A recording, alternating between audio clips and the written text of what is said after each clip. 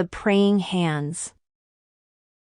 Back in the 15th century, in a tiny village near Nuremberg, lived a family with 18 children. 18. In order merely to keep food on the table for this mob, the father and head of the household, a goldsmith by profession, worked almost 18 hours a day at his trade and any other paying chore he could find in the neighborhood. Despite their seemingly hopeless condition, two of Albrecht Dürer the elder's children had a dream. They both wanted to pursue their talent for art, but they knew full well that their father would never be financially able to send either of them to Nuremberg to study at the academy. After many long discussions at night in their crowded bed, the two boys finally worked out a pact. They would toss a coin. The loser would go down into the nearby mines and, with his earnings, support his brother while he attended the academy.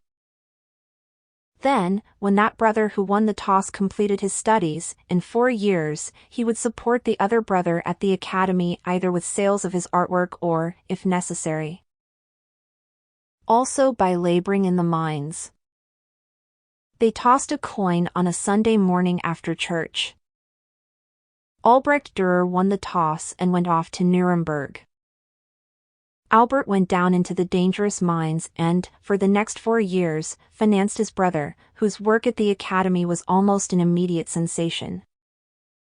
Albrecht's etchings, his woodcuts, and his oils were far better than those of most of his professors, and by the time he graduated, he was beginning to earn considerable fees for his commissioned works. When the young artist returned to his village, the Dürer family held a festive dinner on their lawn to celebrate Albrecht's triumphant homecoming.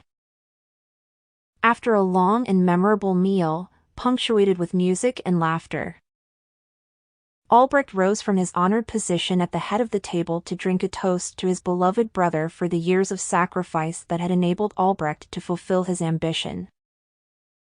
His closing words were, "And now, Albert, blessed brother of mine, now it is your turn. Now you can go to Nuremberg to pursue your dream, and I will take care of you." All heads turned in eager expectation to the far end of the table where Albert sat, tears streaming down his pale face, shaking his lowered head from side to side while he sobbed and repeated over and over, "No, no, no, no."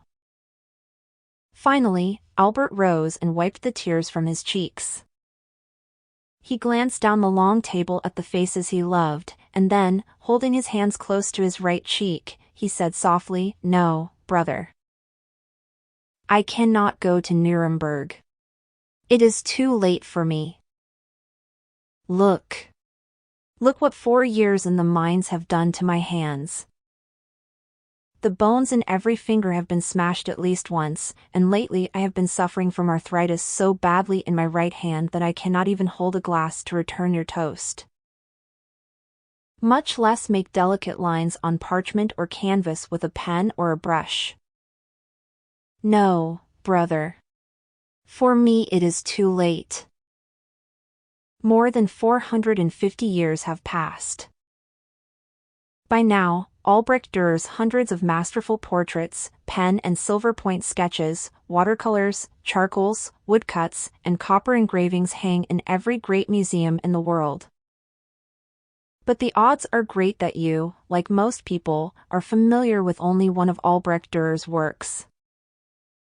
More than merely being familiar with it, you very well may have a reproduction hanging in your home or office. One day, to pay homage to Albert for all that he had sacrificed, Albrecht Dürer painstakingly drew his brother's abused hands with palms together and thin fingers stretched skyward. He called his powerful drawing simply hands, but the entire world almost immediately opened their hearts to his great masterpiece and renamed his tribute of love The Praying Hands. Mora, the next time you see a copy of that touching creation, take a second look. Let it be your reminder, if you still need one, that no one ever makes it alone. Don't forget to subscribe and to hit like button. Also write in the comments what are morals you get from this story so we can see how many morals this short story sends.